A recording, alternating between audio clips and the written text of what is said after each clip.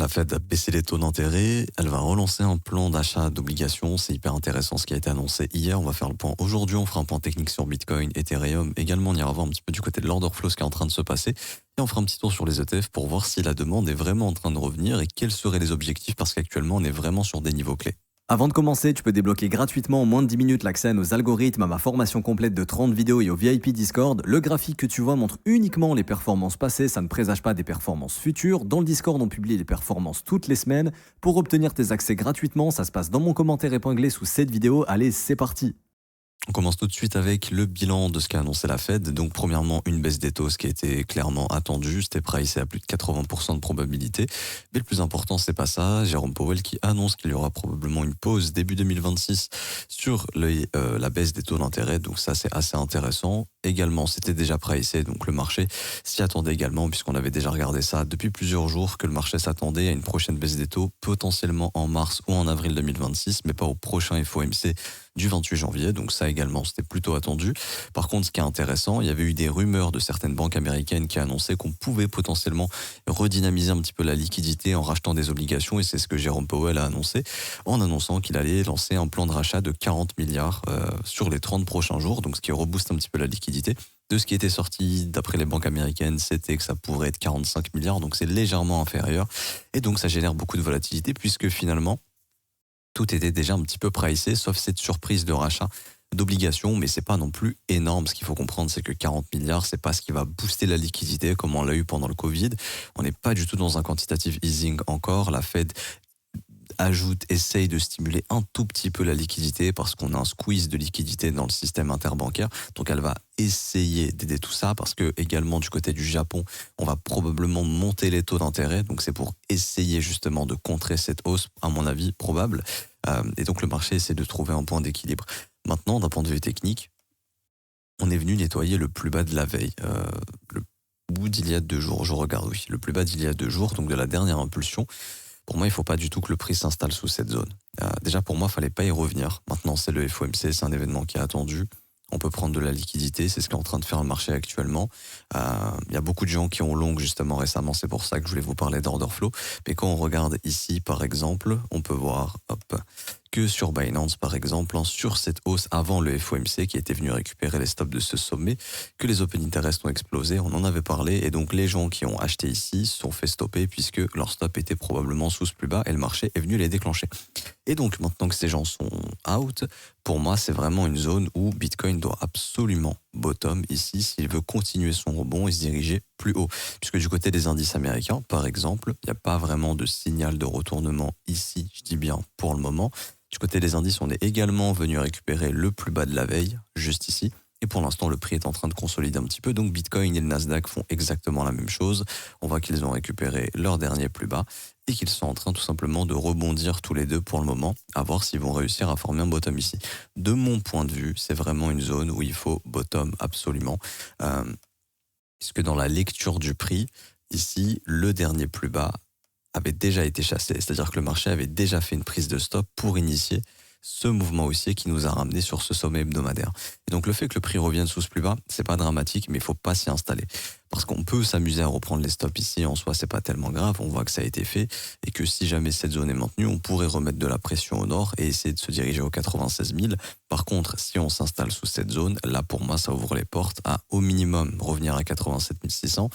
Mais pareil, ça pour moi serait pas très positif honnêtement, et on pourrait même spéculer sur le fait que le marché s'apprêterait potentiellement à tout simplement liquider un petit peu cette trendline qui serait en train de se créer pour aller plus bas. L'idée de plus bas, c'est d'aller tout simplement récupérer tous les stops qui n'ont pas été récupérés sur le CME sous cette zone des 80 300 dollars. Je rappelle qu'ici, on n'a pas pris les stops. C'est pour ça que personnellement, je suis toujours dans cette optique de ce n'est pas le bottom, c'est un rebond. Je pense qu'il y aura un push baissier à un moment donné qui reviendra sous 80 300 dollars.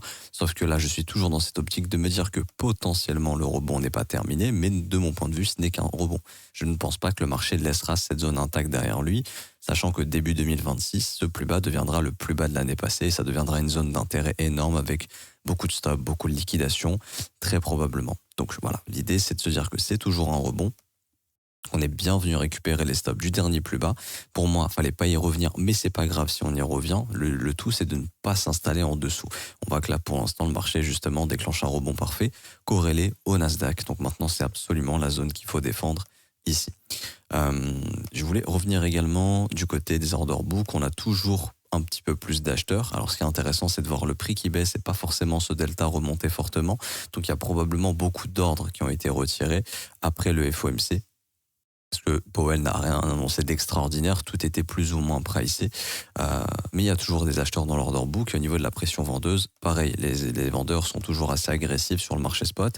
Pas de signe d'acheteur ici. Donc c'est toujours un marché dans lequel on absorbe les vendeurs actuellement. On n'a pas d'achat actif, on n'a pas des acheteurs agressifs pour le moment sur BTC. C'est surtout de l'absorption, donc des gens qui vendent, qui se font absorber, et ensuite le prix prend le contre-pied de ces vendeurs. C'est ce qui se passe également sur les produits dérivés. Quand il y a des excès, comme ici on peut le voir, vous voyez, le CVD explose sur ce mouvement, il y a des gens qui rentrent agressivement en longue, on les nettoie, et ensuite éventuellement le marché peut poser un bottom sous ce plus bas. Donc pour résumer, il faut absolument ne pas s'installer sous le dernier plus bas de mon point de vue. Sinon ça indiquerait une correction plus profonde, avec un gros risque de revenir sous les 87 600 $ à peu près, voire même potentiellement confirmer la reprise d'une dynamique baissière. Donc ça, c'est pas du tout ce qu'on veut voir. Donc Bitcoin doit absolument bottom ici. Et du côté des indices américains, je me permets d'en parler puisqu'on est assez corrélés. Pareil, les indices doivent absolument, de mon point de vue, bottom sous le dernier plus bas. Parce que là, ce qu'on est en train de voir ici, c'est prise de liquidité et ensuite comme ceci. Donc le FOMC est venu récupérer le dernier sommet. Vous voyez, on est venu prendre les stops. C'est très précis ici. Et derrière, on a ce qu'on appelle un breaker block. Et donc dans l'idée, c'est de se dire qu'on a une inversion ici qui peut déclencher un nettoyage plus important sur les indices. Donc c'est pour ça qu'on doit absolument ne pas faire quelque chose comme ça sur les indices américains. Sinon, Bitcoin risque de faire la même chose. Faire un sommet descendant qui confirmera la dynamique baissière, court terme bien évidemment, sur les indices pour un retracement plus profond. Et la cible sur les indices américains, ce serait à ce moment-là le plus bas de la semaine passée. Donc ce serait sous ce niveau, au niveau des 25 193 points. Et donc ça indiquerait qu'on aurait également une poursuite du mouvement baissier qu'on a sur BTC.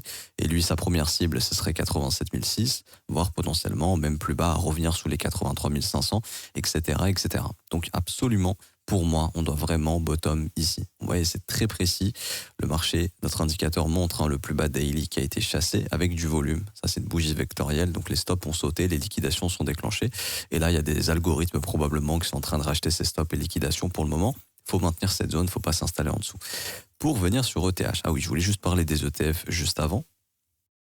Juste ici. Du côté des ETF, toujours très peu de demandes. Avant le FOMC, on a eu un petit pic, mais encore une fois, c'est rien d'extraordinaire. Je veux dire, il n'y a rien qui invite à penser que la demande est vraiment de retour.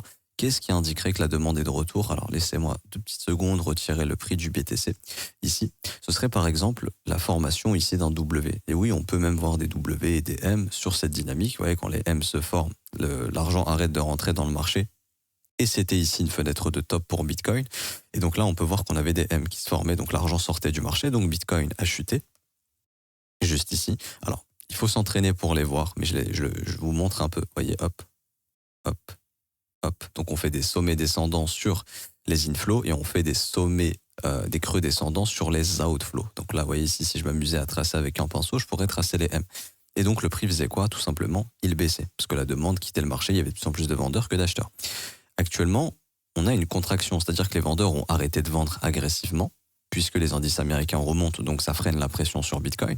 Et de l'autre côté, on n'a pas non plus les acheteurs qui sont de retour. Par contre, si par exemple on commence à revoir des inflows au-dessus des 238 millions, là on pourrait commencer à avoir une inversion, c'est-à-dire revoir les acheteurs revenir dans le marché, et ça serait positif pour faire un rebond plus important que ce qu'on a actuellement, ce qui n'est pas encore le cas. Du coup, on switch sur Ethereum et on peut voir du côté d'Ethereum que c'est la même chose. C'est-à-dire que du côté d'Ethereum, vous voyez les M ici, je peux m'amuser à les tracer. Donc de moins en moins d'inflow et de plus en plus d'outflow. Donc ce qui fait baisser les prix tout simplement.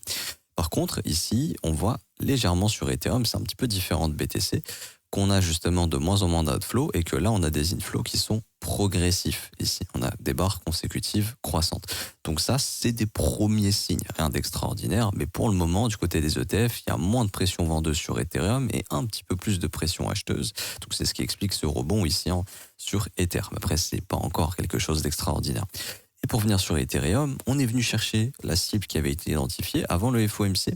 Pareil, hier, le prix est revenu prendre les stops parfaitement au moment du FOMC, donc prise de liquidité et ensuite le mouvement baissier. Mais du côté d'Ethereum, c'est différent de Bitcoin. C'est pour ça que je vous dis que sur Bitcoin, si on réagit bien sous le dernier plus bas, c'est positif, parce que lui, Ethereum, en fait, il est juste revenu dans le dernier fair value gap en daily, et littéralement, il peut, s'il le souhaite, maintenir cette zone. Donc pour moi, c'est vraiment la zone clé sur Ethereum. Il faut maintenir ce fair value gap pour continuer de rebondir plus haut. Quand je dis plus haut, ce serait potentiellement venir aux $3 500, donc venir au-dessus de ce dernier sommet, voire carrément venir récupérer les prochaines zones de stop aux $3 650. Mais il faut absolument maintenir ce fair value gap. Parce que ce fair value gap s'est déclenché sur une prise de liquidité. Et donc s'il est rompu, ça serait une marque de reversal assez forte qui, à ce moment-là, de mon point de vue, indiquerait un retour au moins sous les $3000.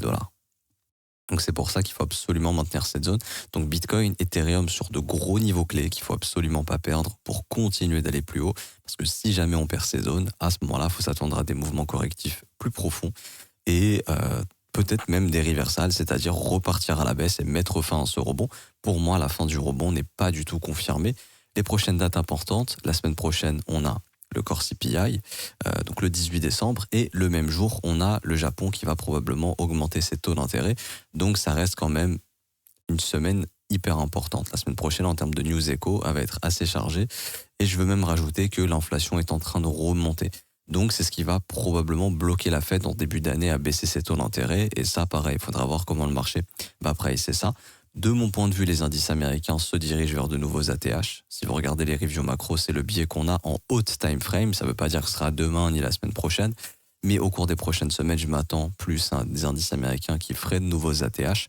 D'un point de vue technique, c'est ce que montre le prix, sauf si vraiment l'inflation se dégrade et qu'elle remonte fortement et que ça bloque la Fed pendant une longue période à baisser ses taux d'intérêt. Mais en tout cas, d'un point de vue technique, pour moi, il y a plus de chances de revisiter courant décembre l'ATH plutôt que de retourner vers les lows. Après, si jamais on fait ça, là, c'est clair que c'est pas du tout positif et le marché crypto subira cette baisse. En fait, dites-vous que tant que les indices américains ne rebaissent pas massivement, il n'y a pas de grosse pression vendeuse assez forte pour refaire baisser les prix massivement sur BTC et ETH. Les altcoins, c'est différent, mais sur BTC et ETH, les outflows sur les ETF, il n'y en a plus. Et les vendeurs se font absorber, comme je vous l'ai montré. Donc pour le moment, c'est OK. C'est pour ça qu'il nous faut des indices américains qui tiennent assez bien, parce que sinon, ça peut rendre les choses beaucoup plus compliquées. Je m'arrête ici pour aujourd'hui, j'espère que ça vous aura plu. Si c'est le cas, n'hésitez pas à bombarder les pouces bleus, à vous abonner si ce n'est pas déjà fait, à mettre un petit commentaire. Merci énormément à ceux qui jouent le jeu. On se retrouve tout à l'heure pour la review macro et une prochaine vidéo crypto. Ciao, ciao.